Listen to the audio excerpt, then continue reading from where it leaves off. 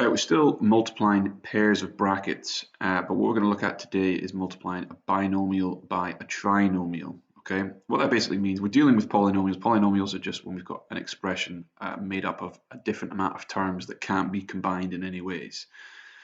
Okay, if they can be combined down to just two terms, that's what we call a binomial.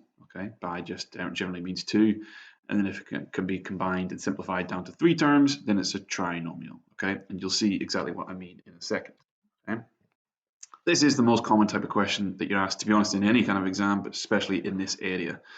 So it's not necessarily going to be multiplying two brackets that are binomials like we looked at before. You might have to do that elsewhere. But in terms of one set question that's just multiplying the brackets together, it's most likely to be a binomial and a trinomial, okay?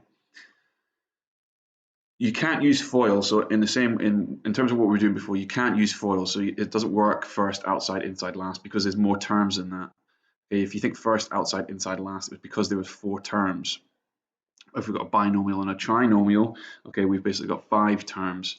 So it doesn't quite work in the same, well, we can't use FOIL in terms of an expression to follow, but what we actually did when we were multiplying the two brackets together still applies. Okay, so if you were listening to my videos before, what I said we were doing is basically multiplying each term in the first bracket by each term in the second bracket. Okay, so we're going to follow that same approach here, and that's all you've really got to remember. Everything in the first bracket has got to be multiplied by everything in the second bracket. Okay, right, so here's an example. So this is generally what they look like. It might be different. I'm going to show you an example in a second. It is different, but just follow that pattern. Multiply everything that's in the first bracket by everything that's in the second bracket. Okay, so what we're going to start by doing here is we're going to take the 2x and we're going to multiply it by every part in that second bracket. So the first thing to multiply by is x squared. Just be careful here. 2x times by x squared is 2x cubed. It's a mistake I make quite a lot. Just write down x squared for granted, okay? But it's 2x times by x squared. X times by x squared gives us x cubed, and obviously the 2 in front, so 2x cubed. So now we're going to take the 2x and we're going to multiply it by the next part, which is 3x. 2x times by 3x is 6x squared. And then the final thing we need to do is take the 2x and times it by the minus 7. That gives us minus 14x. Okay, right, so we multiplied the 2x, so the first part of the first bracket, by everything in the second bracket. So now what we need to do is take the minus 1 and multiply it by everything in the second bracket as well. So minus 1 times by x squared gives us minus x squared. Minus 1 times by 3x gives us minus 3x. And then be careful with your negatives. Minus 1 times by minus 7 gives us positive 7.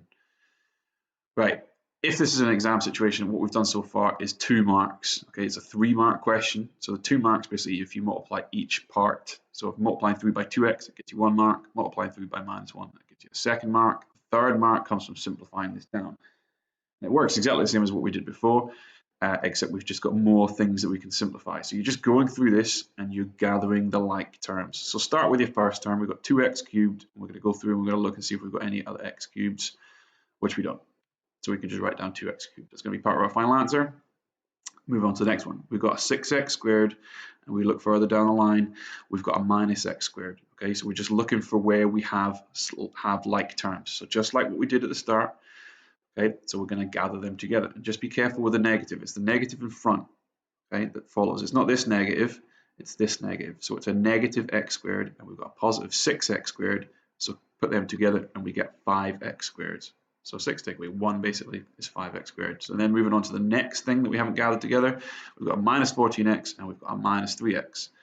So if we take away 14x's and then we take away another 3x's, we're taking away a total of 17x's. Okay, and then the only thing we haven't gathered together is this plus 7, so we just stick that on the end. Okay, so this is generally how they'll look.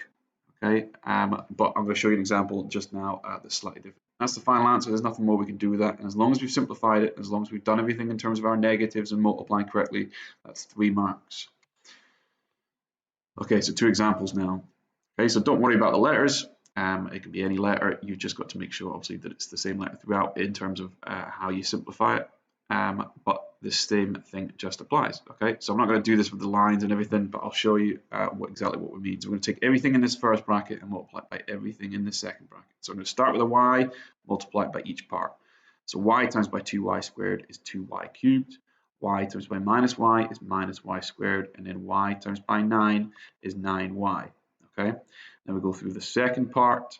2 times by 2y squared is 4y squared. 2 times by minus y is minus 2y, and then 2 times by 9 is 18. Okay, and that's 2 marks. Just for doing all that multiplying, it's 2 marks. The third mark comes from simplifying it. So just go through it all again. You've got 2y cubed, you've got no other y cubes, so that's going to come down and just write it as it is. Minus y squared, if we add on a 4y squared, that gives us 3y squared. 9y's minus 2y's is 7y's, and then we've got the 18 at the end. Okay, so just simplify it down by gathering all the terms together, and that's your third mark.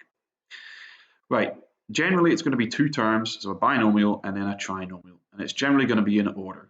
Okay, I've basically just put this example in to show you when it's not in order, when it's slightly different, but nothing really changes. As long as you're following the fact that we're taking everything in the first bracket and multiply it by everything in the second bracket, it doesn't really matter. You can, in fact, you could take this bracket and you can put it in the front. You can rearrange this one so it's more in the form that you're used to. There's nothing wrong with doing that. Okay, but at the end of the day, if we take each part of the first bracket and multiply by each part of the second bracket, we'll still get to the same conclusion. Okay, so 4a times by 2a is 8a squared, and then 4a times by minus 7 is minus 28a. Okay, so then we're moving on to the next term. 3 times by 2a is 6a, 3 times by minus 7 is minus 21. And then we're moving on to the third term. Minus a squared times by 2a is minus 2a cubed. Minus a squared times by minus 7 is plus 7a squared. Okay, so just as before, it's just what all that's going to happen here is we've just got a different order of things. Okay, but we've still got the same amount of terms. We still kind of end up with the same kind of terms. They're just, as I say, in a different order. For the third part, you can go through and you can start with this one and you can gather it together. What I generally try to do though is keep them in kind of in order. So going from cubed down to squared, down to by itself, and then the numbers. Okay, so I've just gone through and looked for, right, do I have any a cubes? Yep, well, I've got minus 2a cubed. It's going to be my first thing. Move on to the squareds. 8a squared and 7a squared gives me 15a squared. Minus 28a plus 6a is minus 22a. And then we've got the minus 21. Might help to score things out so that you know that you've gathered them together.